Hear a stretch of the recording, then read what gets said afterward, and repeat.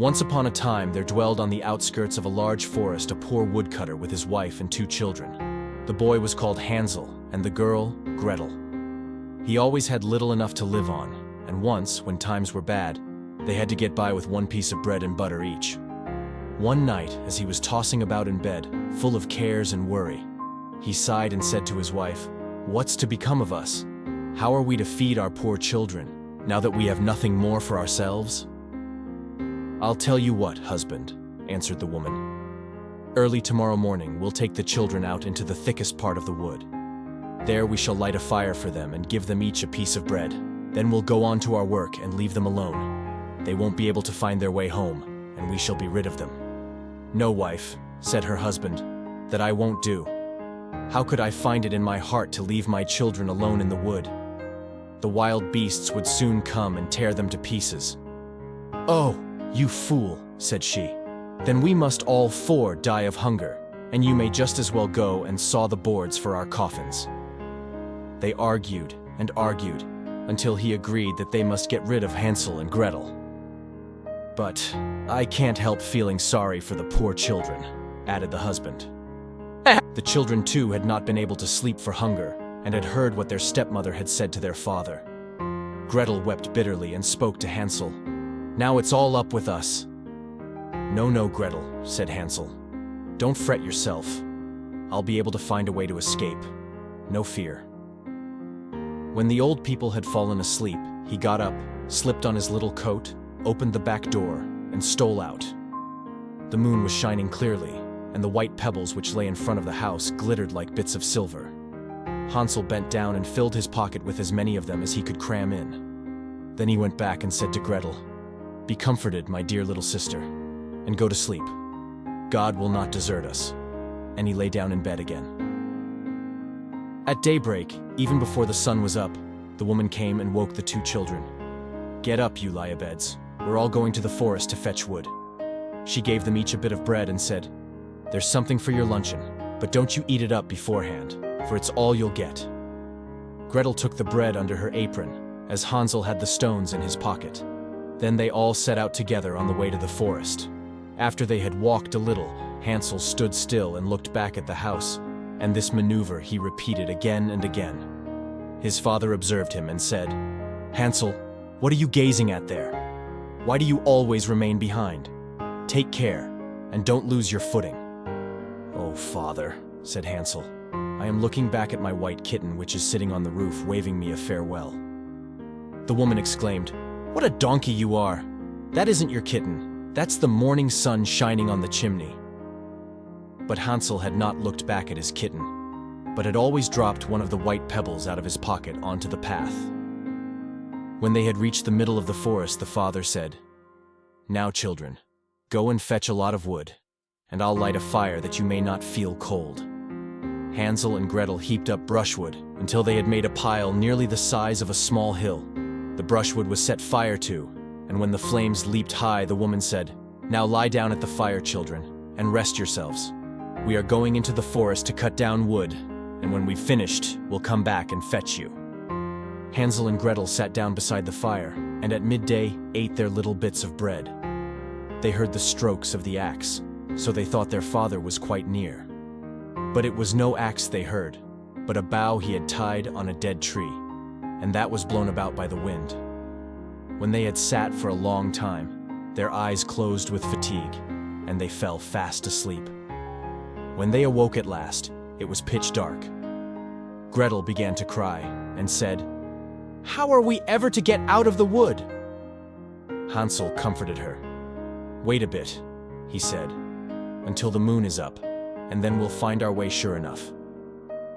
When the full moon had risen, he took his sister by the hand, and followed the pebbles, which shone like new 3-penny bits, and showed them the path. They walked on through the night, and at daybreak reached their father's house again. They knocked at the door, and when the woman opened it, she exclaimed, "You naughty children, what a time you've slept in the wood to! We thought you were never going to come back." The father rejoiced, for his conscience had reproached him for leaving his children behind by themselves. Not long afterwards, there was again great dearth in the land, and the children heard their mother address their father thus in bed one night. "Everything is eaten up once more. We have only half a loaf in the house, and when that's gone, it's all up with us. The children must be gotten rid of.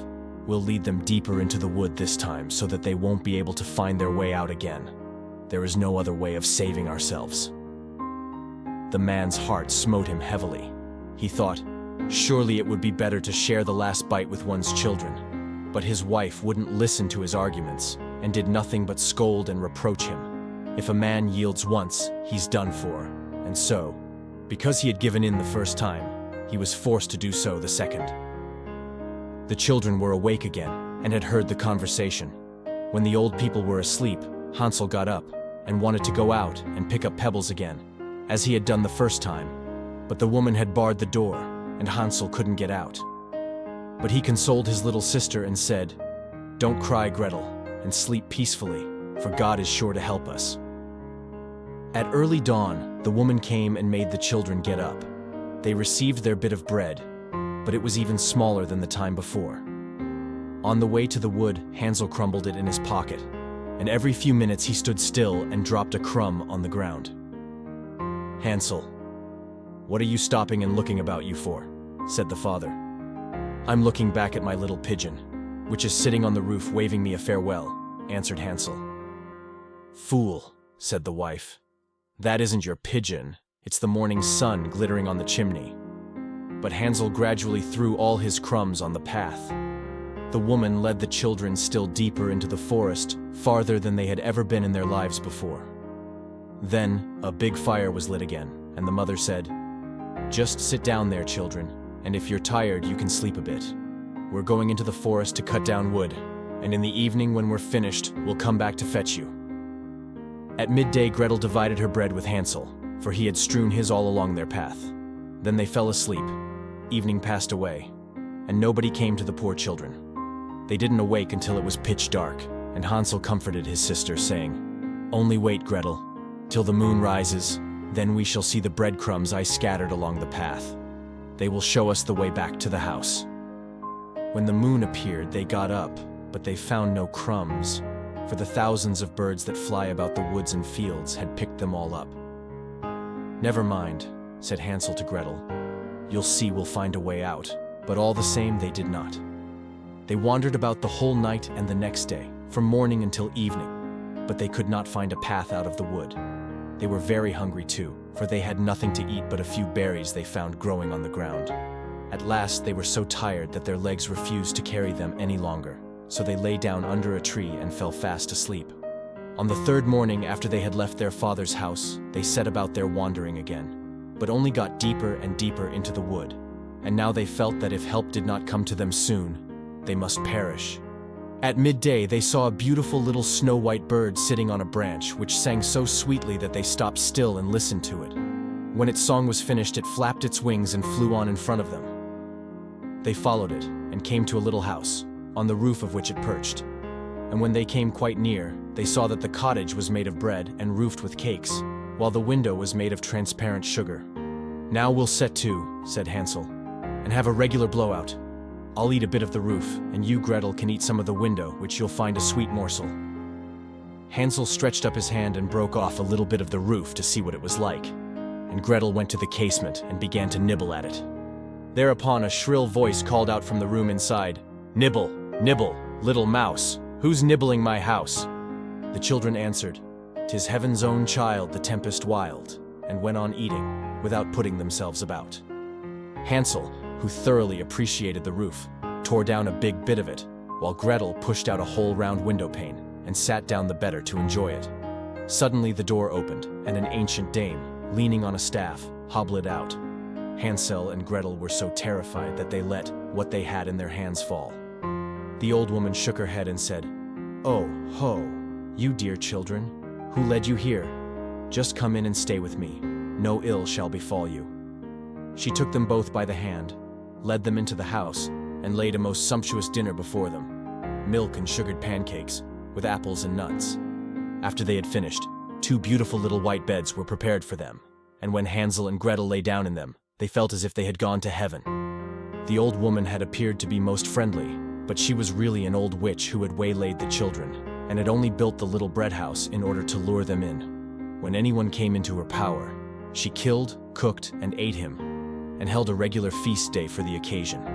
Now witches have red eyes and cannot see far, but like beasts, they have a keen sense of smell, and know when human beings pass by. When Hansel and Gretel fell into her hands, she laughed maliciously and said jeeringly, "I've got them now. They shan't escape me."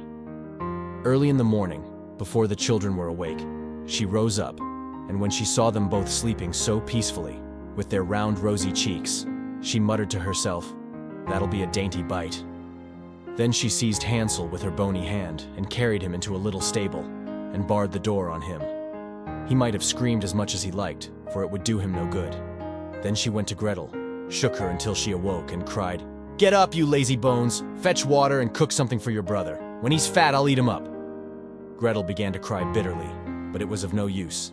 She had to do what the wicked witch bade her. So the best food was cooked for poor Hansel, but Gretel got nothing but crab shells. Every morning the old woman hobbled out to the stable and cried, "Hansel, put out your finger, that I may feel if you are getting fat." But Hansel always stretched out a bone, and the old dame, whose eyes were dim, couldn't see it. Thinking always it was Hansel's finger, she wondered why he fattened so slowly. When 4 weeks had passed and Hansel still remained thin, she lost patience and determined to wait no longer. "Hi, Gretel," she called to the girl. "Be quick and get some water. Hansel may be fat or thin. I'm going to kill him tomorrow and cook him." Oh, how the poor little sister sobbed as she carried the water, and how the tears rolled down her cheeks. "Kind heaven help us now," she cried. "If only the wild beasts in the wood had eaten us, then at least we should have died together." "Just hold your peace," said the old hag. "It won't help you." Early in the morning, Gretel had to go out and hang up the kettle full of water and light the fire. "First we'll bake ye," said the old dame. "I've heated the oven already and kneaded the dough." She pushed Gretel out to the oven, from which fiery flames were already issuing. "Creep in," said the witch, "and see if it's properly heated, so that we can shove in the bread." When she had got Gretel in, she meant to close the oven and let the girl bake, that she might eat her up too. But Gretel perceived her intention and said, "I don't know how I'm to do it. How do I get in?" "You silly goose," said the hag. "The opening is big enough, see? I could get in myself." And she crawled toward it and poked her head into the oven. Then Gretel gave her a shove that sent her right in, shut the iron door, and drew the bolt. Gracious, how she yelled.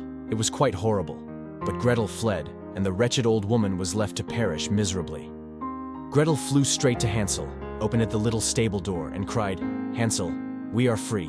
The old witch is dead." Then Hansel sprang like a bird out of a cage when the door is opened. How they rejoiced, fell on each other's necks, jumped for joy, and kissed one another. As they had no longer any cause for fear, they went in the old hag's house, and here they found, in every corner of the room, boxes with pearls and precious stones. "These are even better than pebbles," said Hansel, and crammed his pockets full of them. Gretel said, "I too will bring something home," and she filled her apron full. "Now," said Hansel, "let's go and get well away from the witch's wood." When they had wandered about for some hours, they came to a big lake. "We can't get over," said Hansel. "I see no bridge of any sort or kind." "Yes, and there's no ferry boat either," answered Gretel. "But look, there swims a white duck. If I ask her, she'll help us over." And she called out, "Here are 2 children, mournful very, seeing neither bridge nor ferry. Take us upon your white back, and row us over. Quack, quack." The duck swam towards them, and Hansel got on her back and bade his little sister sit beside him. "No," answered Gretel, "we should be too heavy a load for the duck. She shall carry us across separately." The good bird did this, and when they were landed safely on the other side, and had gone for a while, the wood became more and more familiar to them, and at length they saw their father's house in the distance. Then they set off to run, and bounding into the room fell on their father's neck. The man had not passed a happy hour since he left them in the wood, and the woman had died. Gretel shook out her apron so that the pearls and precious stones rolled about the room, and Hansel threw down one handful after the other out of his pocket. Thus all their troubles were ended, and they lived happily ever afterwards.